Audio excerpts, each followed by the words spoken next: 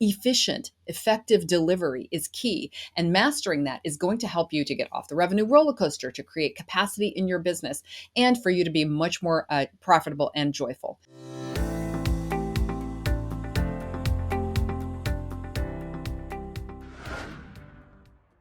Hey, it's Samantha Hartley of the Profitable Joyful Consulting Podcast. This season, we have been talking about all things consulting business success. And in this, our last episode of season 12, I'm going to do part 2 of the 10 drivers of consulting business success that I have identified. I did the first 5 last time. You can go back and watch that one. I'll also recap them here. And today I'm going to do the second 5. Now, these drivers are part of, they're the strategies that I've identified that really help consulting businesses to thrive. And if you want to get a copy of not just the 10 drivers, but of a self-assessment where you can kind of discern for yourself and your business where you are ranking in each of these areas, then I have a new free resource for you. You can get it at the samanthahartley.com/super page. That's where all the free resources from this show are located. And I'll have that in the show notes for you. But go there and download the self-assessment, and you can follow along with me on the 10 drivers of success, learn a little more about them, and also assess your own business. And it'll show you where the opportunities are and your gaps are. When you close those gaps, you're going to find your business more profitable and joyful, and you're going to be able to progress along the path to 2 million. You'll remember the path to 2 million is where most of my clients want to be. I don't need to have a $2 million a year business. They might tell me, I just want to have 500,000 for myself. And some are like, I want that number. I want that top line revenue number. So whatever is your story and wherever along the path you choose to be, the drivers will help you. So one more time, that link is samanthahartley.com/super. And it's the self-assessment that you'll find on that page. So last time we talked about the first 5 of the 10 drivers. And I mentioned that the way I discovered these is that when clients come to me, a lot of times they're in one of 3 places in their business. So the first group are those who have been struggling to get traction. It just seems like no matter how hard they push the boulder uphill, it never starts to roll downhill. So struggling to get traction in your business is a frustrating place to be. And it's usually because just some of the basic principles are not in place. Those basic principles are these levers. So when you hear what these are, you're going to be able to hear these are the things that you need to be starting with. The second group that come to me are those who have been doing pretty well, but they are stuck on the revenue roller coaster. So a lot of things keep us stuck on the revenue roller coaster. Doing one-offs keeps us stuck. Working with maybe sometimes not the right clients keeps us stuck on the revenue roller coaster. So again, the drivers are going to help you to identify what you can do to get off of the revenue roller coaster.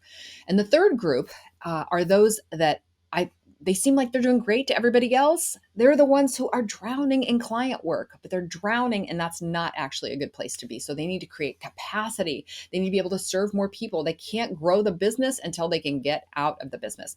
And that's really what a lot of the drivers that we're looking at in this episode are going to be doing. So last time, the first 5 that we looked at were having a vision for your business, knowing where this thing is going, and being able to say yes to things that move us further on the path to that vision, and saying no to things that drive us away from the vision. So having a clear vision for what you're building in your business and why you're building it, that is really important. Knowing who your perfect clients are, that's the second driver. Working exclusively with perfect clients. You know, that's the number one determiner of profit and joy in any business, not just consulting, any business. So the third thing for us, you really want to have a brand and message intentionally created so that you know when people ask you what you want to be known for, what you want to be known as, and you can communicate compelling, clear messages that help them to figure out, is this someone I need to know? Is this someone who can help me with my problems? So that's the third driver, is a clear brand and message. The fourth one, strategic visibility. You don't need to be everywhere, but you do need to be in places where your perfect client is looking for you and someone like you. And the fifth one is selling with integrity. You don't need to close everybody who wants to work with you. You want to enroll those companies and people who are a perfect fit for your services. And you want to be able to do that in ways that align with your values, the ways that feel in integrity with you.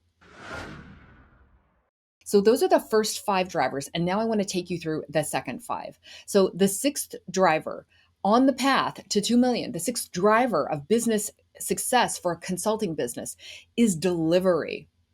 We need to be able to deliver your services in a way that gets best possible, maximum results for the client at a minimum level of exertion for you.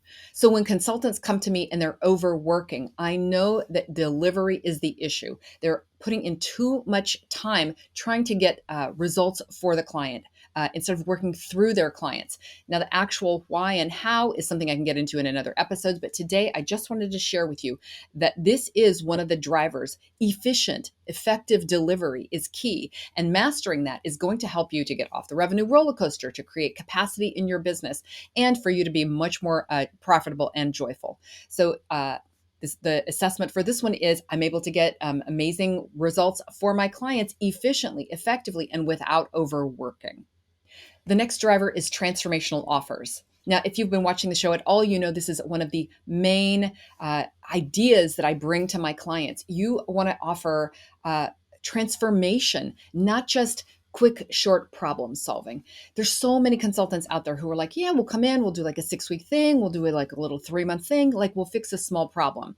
Those are things that keep you on the revenue roller coaster, those little one-offs, because really where the opportunity for transformational change for your clients, for you to really make an impact, is in transformational offers. These are year-long 100K plus engagements where you are asking the organization, like, what's a major thing that is going on in the organization? And you want to have it be completely different a year from now. Sometimes the challenges that companies bring to, for example, one of my clients, they'll bring her issues and she'll say to them, what you're talking about solving is actually a 3 to 5 year problem. Like, it will take us 3 to 5 years to really, really completely solve this challenge for you. But what we do in the first year is this.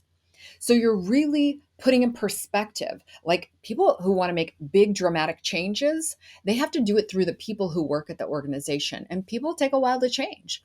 And so working on that kind of a timeline, transformational offers, is going to make a massive difference to your business. It's going to provide stability for you. It's going to allow you to make a huge impact on your clients, and it's going to create amazing results for them. You know, we can get quick results anywhere. You can come in and do something for 6 weeks or for 3 months.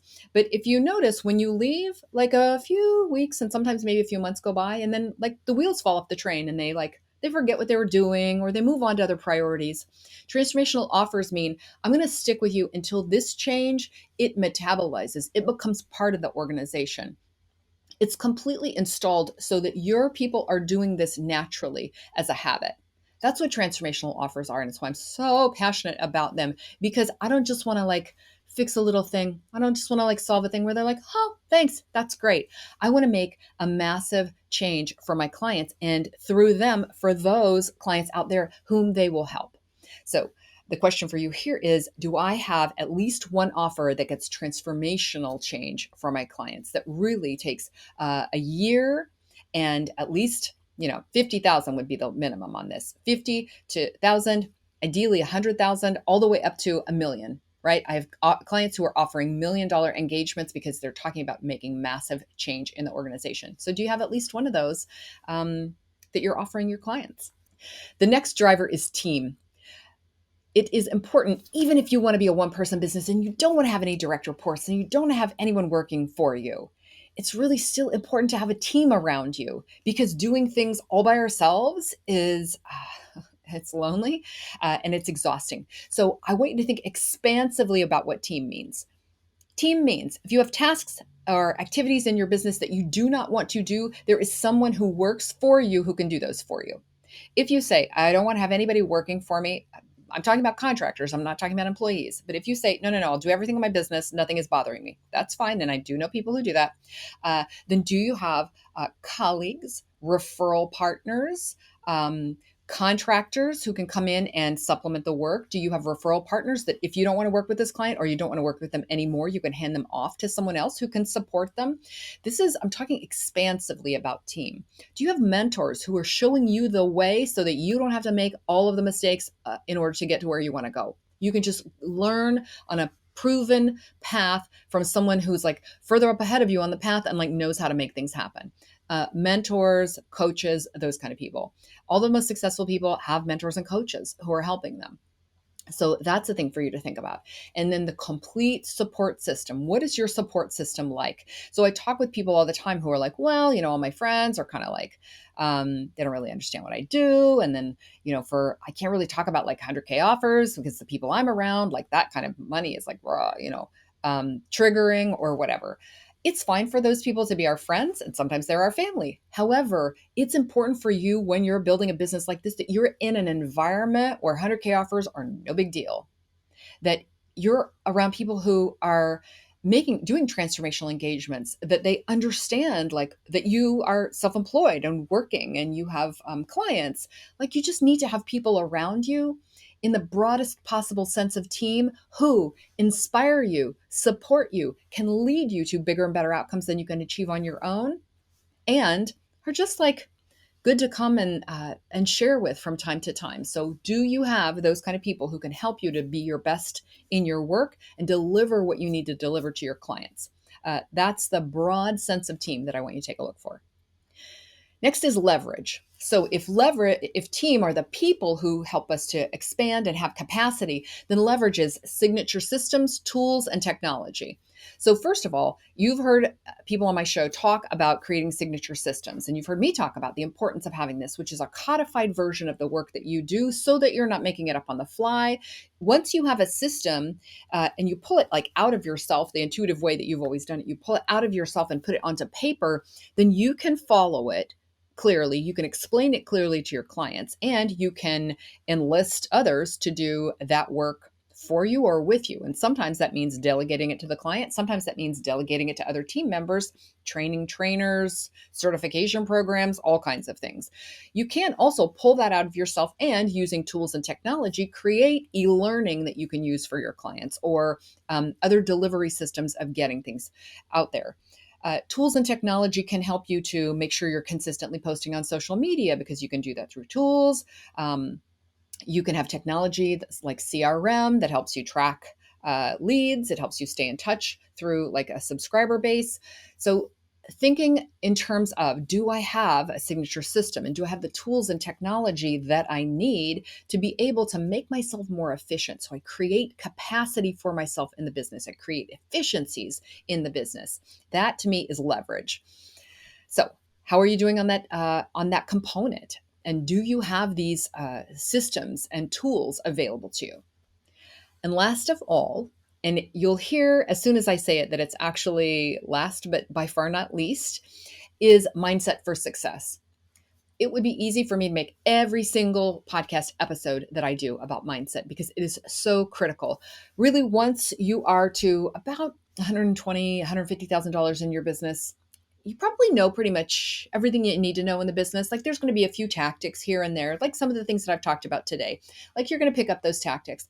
But really, the biggest determiner after that of what happens in your business is your mindset. Do you believe it's possible for you? Do you have limiting beliefs, and are you working on them? Do you have optimism and expectations, resilience? Like, what are all of those? What kind of a mindset do you need to have in order to achieve what you want to achieve? Do you believe 2 million is possible for you? Do you um, uh, experience yourself as a growth oriented person? Like, these are the things that if I see those who really struggle, sometimes I'll notice that they have a mindset, and sometimes it's just a small leftover belief from way, way, way back when. Sometimes in childhood, they didn't have certain things modeled for them, or they just never examined the belief before. They're just like, I didn't realize that this whole thing was controlling me. Limiting beliefs are things like you have to work hard to get where you want to be. It's really hard to make money in this business. There's a glass ceiling for people like me. I never knew anybody who earned more than X amount of money. All of those kinds of things, those are limiting beliefs. And a mindset for success says, I can have anything I want in my business. It's actually possible for me. And I don't have to work hard. I can work smart. And I can surround myself with other people who actually do support me. They don't envy me and tear me down. There are people out there just like me who want for me what I want. That's the kind of thing that a mindset for success can help you with. So those are the 10 drivers. And I would love to hear from you how your business is doing relative to those. Which of those do you feel like, bah, I don't do that at all? Or my biggest opportunity area is strategic visibility, or oh my gosh, I got to get some transformational offers on the docket, or else my business is going to be stuck doing one offs. Whatever is your assessment so far, I'd love for you to head on over to samanthahartley.com/super and download the self-assessment for the 10 drivers. Get a copy of this for yourself and begin to internalize, like, these are the ways to grow a consulting business to the number that you choose to reach, anywhere along the path to 2 million, or maybe even further. I got clients who want to hit 30 million, cash out and end up on an island someday. So I energize all dreams that are in the highest good of you, your clients, and all those concerned. So I'd love to hear your results, your takeaways, and I am wishing you a profitable and joyful consulting business. Thanks for watching. I'd appreciate if you'd like this episode, and if you enjoyed the show, why not subscribe? Be sure to click the bell to get notified when new episodes drop.